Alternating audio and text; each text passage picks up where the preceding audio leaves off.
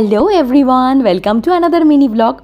আজ হলো স্যাটারডে, এখন বাজে সকাল 8টা। আমি রেডি হয়ে গেছি। কেন? আজকে মেয়ের স্কুলে পিটিএম।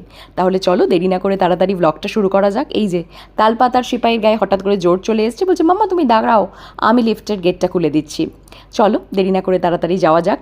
আজকে ওদের স্লট হচ্ছে 9:15 থেকে পিটিএমের। আসলে অ্যালফাবেটিক্যাল অর্ডারে ওদের রোল নাম্বারসগুলো হয়, আর হচ্ছে ওর 9:15 থেকে 9:45 টাইম।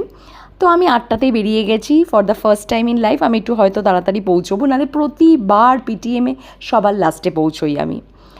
আর হচ্ছে স্যাটারডে করেই ওর পিটিএমটা হয়, আর ওর বাবার তো সানডে খালি ছুটি থাকে, স্যাটারডে থাকে না, তো আমি জেনারেলি নিয়ে যাই। আর আজকে তোর বাবা বাড়িতেই নেই। যাওয়ার সময় অনেকের সঙ্গে দেখা হচ্ছিলো, সবার সঙ্গে একটু হাই হ্যালো করে নিচ্ছিলাম। আর হচ্ছে আমি আমার মেয়েকে বলছিলাম যে ম্যামদেরকে বল একটু সানডেও পিটিএম করতে। আমি কেন প্রতিবার শুনবো তোর গুণকীর্তন, তোর বাবাও একটু এসে শুনে যাক মেয়ে কী করে স্কুলে। যাই হোক, চলো এবার যাওয়া যাক দেরি না করে, কারণ রাস্তায় জ্যাম পড়লে সেই আবার লেট করেই পৌঁছবো। ছিল পুরো খটখটে রোদ্দুর একটা দিন, আর তার মধ্যে আমি দুটো ব্লান্ডার করে ফেলেছি। ফার্স্ট অফ অল আমি ছাতা আনতে ভুলে গেছি, আর তাড়াতাড়ি চটে সানস্ক্রিন লাগাতেও ভুলে গেছি। এবার জানি না ট্যান নিয়ে বাড়ি ফিরবো, আবার পয়সা খরচা করে সেই ট্যান আমাকে ওঠাতে হবে। আর পিটিএমে কেন যাচ্ছি জানি না, সেই নার্সারি থেকে তো একই কথা শুনে আসছি, she is a slow eater, she doesn't eat anything, she has never finished her tiffin, এই সবই বলবে আই এম শিওর। যাই হোক, স্কুলের কাছে পৌঁছে গেছি অ্যাজ এক্সপেক্টেড। ভীষণ জ্যাম, পার্কিংয়ের কোনো জায়গা নেই। আমি দাদাকে বললাম, দাদা আপনি আমাদেরকে এখানে নামিয়ে দিন, আপনি পার্কিংয়ের এখানে কোনো জায়গা পাবেন না, আপনি দূরে গিয়ে যেখানে পার্কিং করতে পারেন করুন, তারপর শেষ হয়ে গেলে পিটিএম আমি আপনাকে ফোন করে দেবো, আপনি চলে আসবেন, নাহলে এখানে কিছুতেই আপনি দাঁড়াতে পারবেন। স্কুলে তো পৌঁছে গেছি, এবার অনেকটা হাঁটতে হবে। ওদের স্কুলটা অনেক বড়, তো অনেকটা মাঠ দিয়ে গিয়ে তারপর ওদের ক্লাস পাবো। আমি যদিও এলকেজির ক্লাসটা চিনতাম, ইউকেজি কোন দিকে জানি না। আমাদের স্কুলে তো মাত্র 4টে সেকশন ছিল, ABCD, আর আমার মেয়ের সেকশন জে। ভাবো, তারপরেও আরও সেকশন আছে, শুধু যেতেই শেষ নয়। যাই হোক, বন্ধুকে পেয়ে গেছে, এখন আর আমাকে চিনছে না। দুজনে মিলে যাচ্ছে, আর আমাকে সকাল থেকে তাড়া দিচ্ছে, তাড়াতাড়ি চলো তাড়াতাড়ি চলো, নাহলে সাভি আর নভ্যার সঙ্গে দেখা হবে না।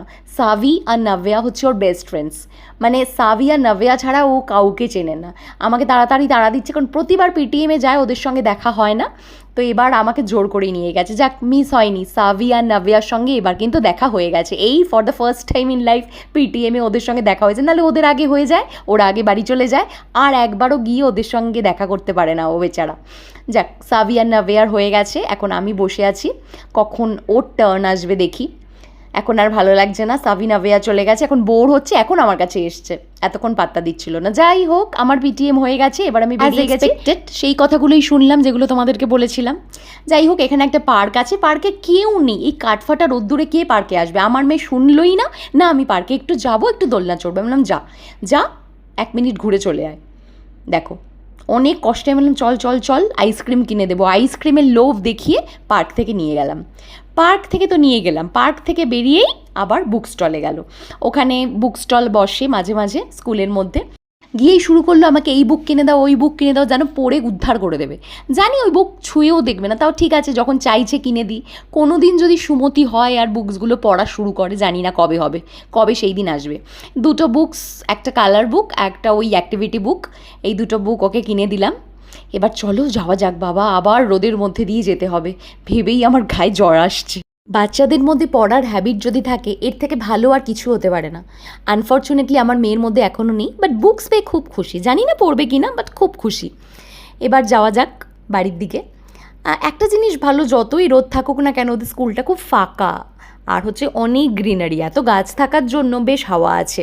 আমাকে রাস্তায় যেতে যেতে বলছি, আমি কিন্তু বাইরে বেরিয়ে আইসক্রিম খাবো, তুমি আমাকে প্রমিস করেছিলে। আমি বললাম দাঁড়া, আমার খুব জল তেষ্টা পেয়েছে, আমি আগে একটু ডাবের জল খেয়ে নিই, তারপর তোকে আইসক্রিম দেবো। ওকে ডাবের জল দিই না, বিকজ ওর না ডাবের জলটা স্যুট করে না।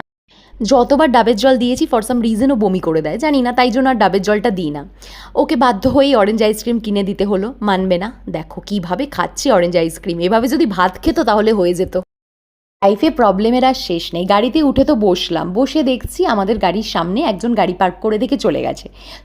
তো চলেই গেছে, 20 মিনিটস হয়ে গেছে, পেছন দিক থেকেও গাড়ি বার করা যাচ্ছে না। এই দেখো সামনে গাড়ি রেখে চলে গেছে, হর্ন বাজিয়েও কিছু হচ্ছে না।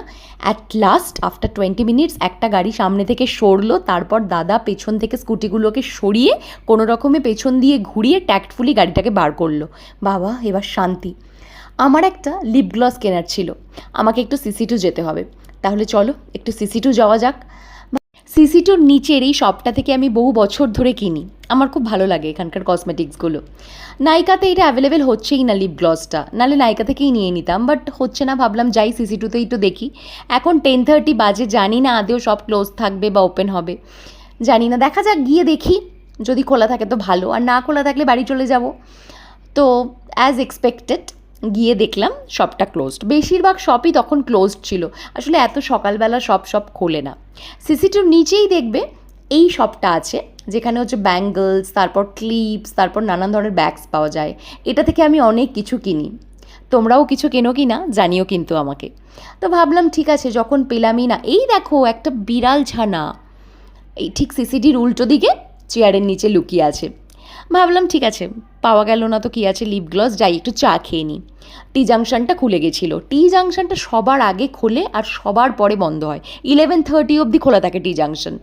তো টি জাংশনের এই জিঞ্জার টিটা আমার খুব ফেভারিট, মানে একমাত্র মিল্ক টি যেটা খেলে আমার অ্যাসিডিটি হয় না। মেয়েকে বললাম তুই একটা বানানা চিপস খা, মেয়েকে কিনে দিলাম একটা বানানা চিপস, আর আমি নিয়ে নিলাম আমার ফেভারিট জিঞ্জার টি। ওখানে গিয়ে আরও ওর কিছু ক্লাসমেটসের মাদের সঙ্গে দেখা হয়ে গেছিলো। আসলে সবাই পিটিএমের পরে অনেকেই সিসি2 ঘুরতে চলে যায়। যাই হোক, আমার চা খাওয়া হয়ে গেছে, এবার আস্তে আস্তে বাড়ির দিকে যাই। মেয়ে আমার সঙ্গে কোনো বানানা চিপস শেয়ার করলো না, বললো আমি নিজেই পুরো খাবো। আমি বললাম ঠিক আছে তুই খা।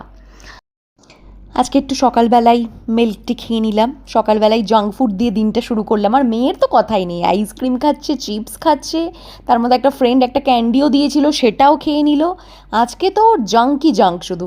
আসলে স্যাটারডে সানডে হলে না, মা মেয়ে আমাদের দুজনেরই খুব জাঙ্ক ফুড খেতে ইচ্ছা করে, বাইরে ঘুরতে যেতে ইচ্ছা করে। কি করব, মানে রেস্ট অফ দ্য উইক তো পুরো বাড়িতেই থাকি, এই স্যাটারডে সানডে হলে আর বাড়িতে থাকতে ইচ্ছে করে না।